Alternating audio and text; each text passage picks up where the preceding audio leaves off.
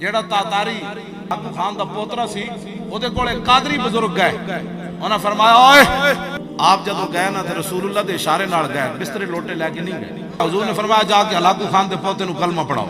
वो टुर पे हलाकू खान दा पोतरा शिकार करके आया उन्हें वेख्या दरवाजे उत्ते एक फकीर बेनवा खड़िया बिस्तरा कोई लोटा भी कोई नहीं ना पीछे 5-6 बंदे माशाअल्लाह माशाअल्लाह कहां से आए।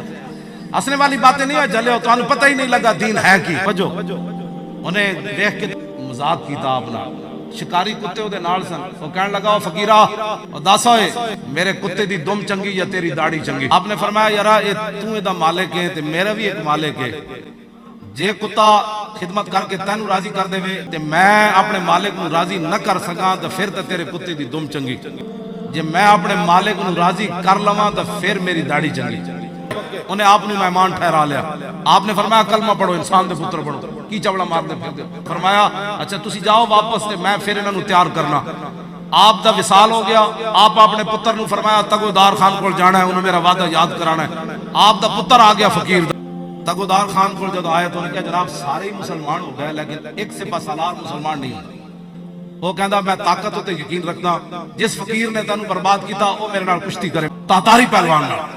हुण हजरत की करिए उन्हें क्या की करना है उन्होंने ऐलान कर जिस दिन मैं कुछ नहीं करना उन्हें क्या हुजूर तुसी तातारी किथे ते तुसी जनाब कमजोर फकीर आदमी हो वो तो एक चंड मार देगा तो तुसा शहीद हो जाना। फरमाया छड़ परे फरमाया तू ऐलान कर। ऐलान हो गया।